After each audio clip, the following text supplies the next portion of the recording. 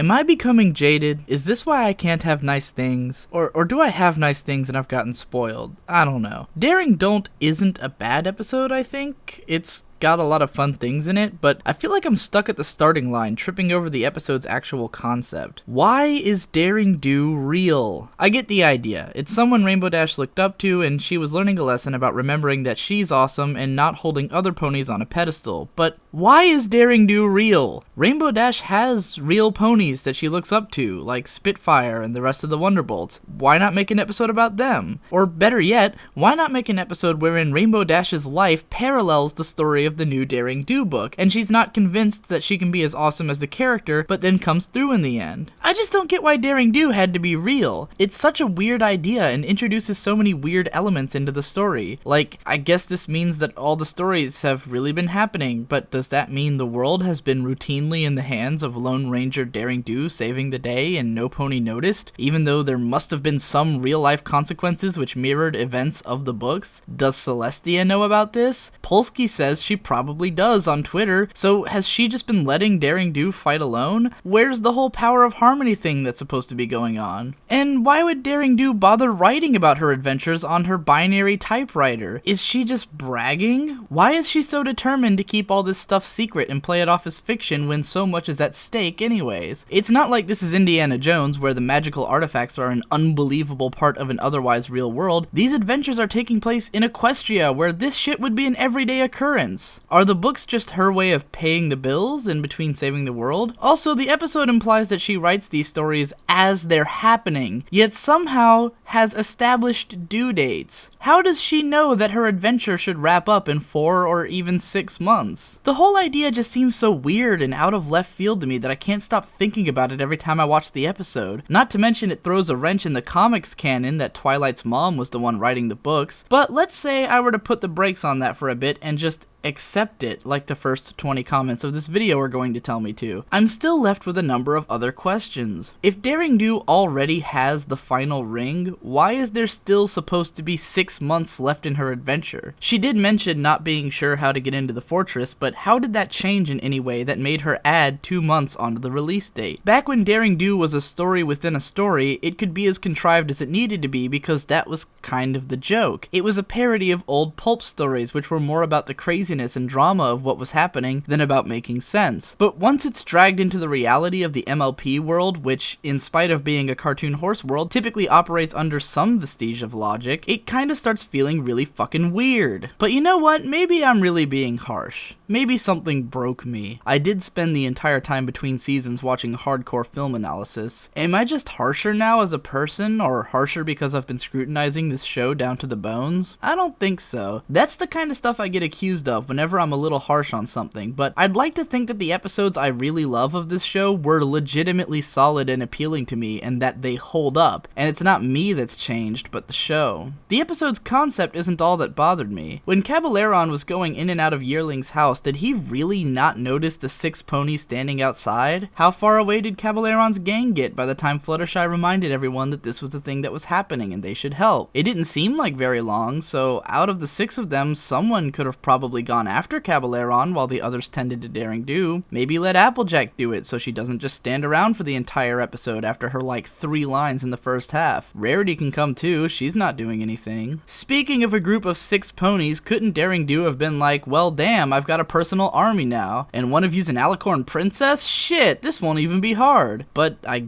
guess she works alone though. Rainbow Dash probably could have told Daring Do something like, I'm the fastest flyer in Equestria and one of the best athletes. I have a team of battle-ready friends who've saved Equestria at least like 8 times. But I guess she was nervous and stuff, which is understandable, but I don't get how she just forgot how to like do anything. When Daring Do was getting attacked, I thought for sure Rainbow Dash was gonna speed in and just own all those stupid tigers, but instead she gets caught by Aoizotl. But again, I can accept that she was caught up in how cool Daring Do do is and wasn't really thinking about her own strengths. As a matter of fact, I actually really liked the lesson in this episode. It's something I can relate to from both sides of the coin as someone who's been put on an undeserved pedestal by other people who don't appreciate their own talent, and as someone who puts others on a pedestal for their talent as if I haven't got any of my own. I think most people can kind of relate to this, especially if you do anything artistic and have people that you look up to, and find yourself turning into a statue when you try and talk to them. I think it makes sense that the only context wherein Rainbow Dash would actually humble herself would be in the presence of someone that she holds in higher regard. My favorite line in the episode is when Twilight says, "We wouldn't be who we are if we didn't go after her." It's a great wake-up line for Dash to remember that she's a part of something bigger than herself, being the element of loyalty. It's sort of like saying, "Dash, this isn't really about you, it's about the pony who needs our help, no matter who they might be." But even then, it's kind of a weird way of framing the issue, because ultimately this isn't about Daring Do nor the main six. Helping Daring Do is important, but more importantly, if Do were to fail, the entire valley would be fucked. I think there was a lot of room here for Daring Do herself to learn a lesson about being a part of something bigger than herself. The episode never really chastises Do for rejecting others' help, and it's kind of implied that she'll continue to go on these adventures alone in the future. Another thing I did enjoy about this episode is the portrayal of Rainbow Dash and Twilight Sparkle as members of a fandom. Anyone in the Brony fandom can surely relate to Rainbow Dash's desperation for more content, especially after this year's summer drought. My favorite thing about them is the sort of fandom dissonance between the two, as people who experience the work in different ways. Twilight is the kind of fan whose knowledge of the work is totally comprehensive, but she also is better able to handle the time between releases because she's a fan of other works as well. Meanwhile, Rainbow Dash doesn't have as much general knowledge of the franchise, but is more intensely invested because it's the only fandom that she belongs to. In this equation, I relate best to Twilight. I have a ridiculous comprehensive knowledge of Pony, but I handle the breaks in the show pretty well because I'm also a member of like every other fandom in existence and can keep myself occupied. Like Twilight, I think I do well being a huge fanboy of the creators of the work while also being able to treat them as normal people. I also love this conversation between Twilight and Rainbow Dash wherein they basically act out the comment section of one of my videos. Winding down here, I just want to reiterate that I don't think this is an all bad episode or even really dislike it in a big way. I enjoyed it more than Castlemania, which was a total flatline for me, whereas this episode had some cool concepts and a number of legit laugh out loud moments. I've always found Polsky to be one of the funniest writers on the show once I can get past how perplexing each of his episodes seems to be at first. According to his Twitter Q&A today, little of what he wrote of Spike at Your Service actually made it into the final episode, which probably means that he wrote the original version wherein Spike was Rarity's helper. He also clarified after my question that the ending of Games Ponies Play made no sense due to some kind of mix-up which they didn't have time to fix. I'm glad to hear that because I like the other Dave Polsky episodes. They're weird and messy and altogether different, but in a way that's usually interesting to look at. I can't say Daring Don't is a good episode or that I liked it, but it's definitely got that Polsky factor of making me stop to scratch my head and think about it a little harder, for better or for worse.